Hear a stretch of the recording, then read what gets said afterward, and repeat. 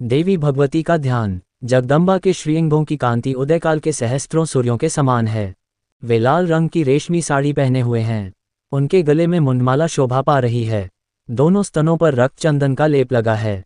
वे अपने कर कमलों में जपमालिका, विद्या और अभय तथा वर नामक मुद्राएं धारण किए हुए हैं। 3 नेत्रों में सुशोभित मुखारविंद की बड़ी शोभा हो रही है। उनके मस्तक पर चंद्रमा के साथ ही रत्नमय मुकुट बंधा है तथा वे कमल के आसन पर विराजमान हैं। ऐसी देवी को मैं भक्तिपूर्वक प्रणाम करता हूँ। ऋषि कहते हैं, दैत्यों की सेना को इस प्रकार तहस नहस होते देख महादैत्य सेनापति चिक्षुर क्रोध में भरकर अंबिका देवी से युद्ध करने के लिए आगे बढ़ा। वह असुर रणभूमि में देवी के ऊपर इस प्रकार बाणों की वर्षा करने लगा जैसे बादल मेरुगिरी के शिखर पर पानी की धार बरसा रहा हो। तब देवी ने अपने बाणों से उसके बाण समूह को अनायास ही काटकर उसके घोड़ों और सारथी को भी मार डाला। साथ ही उसके धनुष तथा अत्यंत ऊंची ध्वजा को भी तत्काल काट गिराया। धनुष कट जाने पर उसके अंगों को अपने बाणों से बींध डाला। धनुष, रथ, घोड़े और सारथी के नष्ट हो जाने पर वह असुर ढाल और तलवार लेकर देवी की ओर दौड़ा। उसने तीखी धार वाली तलवार से सिंह के मस्तक पर चोट करके देवी की भी बाईं भुजा में बड़े वेग से प्रहार किया।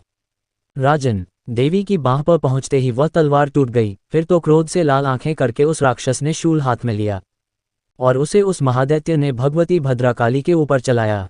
वह शूल आकाश से गिरते हुए सूर्यमंडल की भांति अपने तेज से प्रज्वलित हो उठा। उस शूल को अपनी ओर आते देख देवी ने भी शूल का प्रहार किया।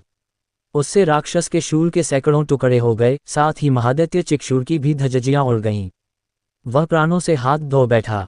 महिषासुर के सेनापति उस महापराक्रमी चिक्षुर के मारे जाने पर देवताओं को पीड़ा देने वाला चामर हाथी पर चढ़कर आया।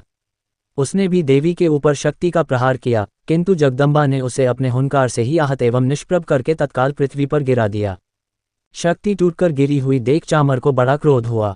अब उसने शूल चलाया, किंतु देवी ने उसे भी अपने बाणों द्वारा काट डाला। इतने में ही देवी का सिंह उछलकर हाथी के मस्तक पर चढ़ बैठा और उस दैत्य के साथ खूब जोर लगाकर बाहुयुद्ध करने लगा। वे दोनों लड़ते लड़ते हाथी से पृथ्वी पर आ गए और अत्यंत क्रोध में भरकर एक दूसरे पर बड़े भयंकर प्रहार करते हुए लड़ने लगे। तदनंतर सिंह बड़े वेग से आकाश की ओर उछला और उधर से गिरते समय उसने पंजों की मार से चामर का सिर धड़ से अलग कर दिया। इसी प्रकार उदग्र भी शिला और वक्ष आदि की मार खाकर रणभूमि में देवी के हाथ से मारा गया तथा कराल भी दांतों, मुकों और थप्पड़ों की चोट से धराशायी हो गया। क्रोध में भरी हुई देवी ने गदा की चोट से उद्धत का कचूमर निकाल डाला। भिंदीपाल से वाशकल को तथा बाणों से ताम्र और अंधक को मौत के घाट उतार दिया। 3 नेत्रों वाली परमेश्वरी ने त्रिशूल से उग्रास्य, उग्रवीर्य तथा महानु नामक दैत्यों को मार डाला। तलवार की चोट से विडाल के मस्तक को धड़ से काट गिराया। दुर्धर और दुर्मुख इन दोनों को भी अपने बाणों से यमलोक भेज दिया। इस प्रकार अपनी सेना का संहार होता देख महिषासुर ने भैंसे का रूप धारण करके देवी के गणों को त्रास देना आरंभ किया।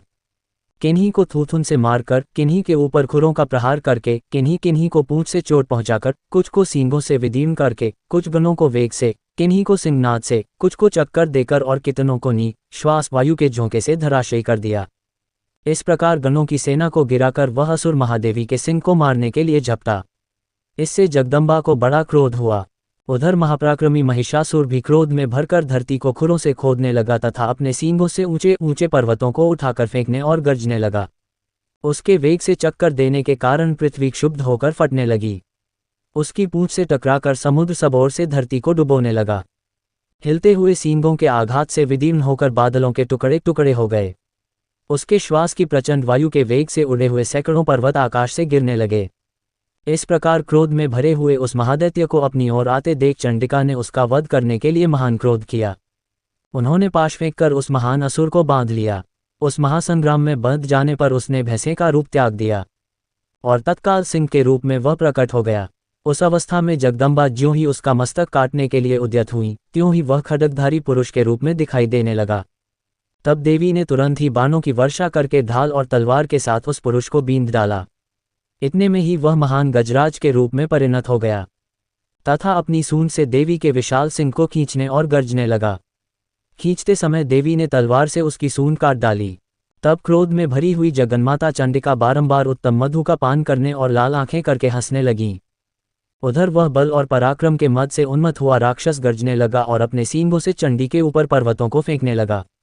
उस समय देवी अपने बाणों के समूहों से उसके फेंके हुए पर्वतों को चूर्ण करती हुई बोली, बोलते समय उनका मुख मधु के मद से लाल हो रहा था और वाणी लड़खड़ा रही थी।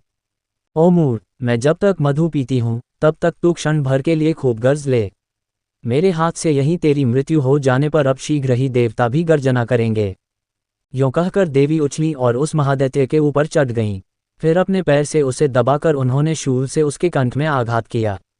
उनके पैर से दबा होने पर भी महिषासुर अपने मुख से दूसरे रूप में बाहर होने लगा। अभी आधे शरीर से ही वह बाहर निकलने पाया थी कि देवी ने अपने प्रभाव से उसे रोक दिया। 41 आधा निकला होने पर भी वह महादैत्य देवी से युद्ध करने लगा। तब देवी ने बहुत बड़ी तलवार से उसका मस्तक काट गिराया। 42 फिर तो हाहाकार करती हुई दैत्यों की सारी सेना भाग गई तथा संपूर्ण देवता अत्यंत प्रसन्न हो गए।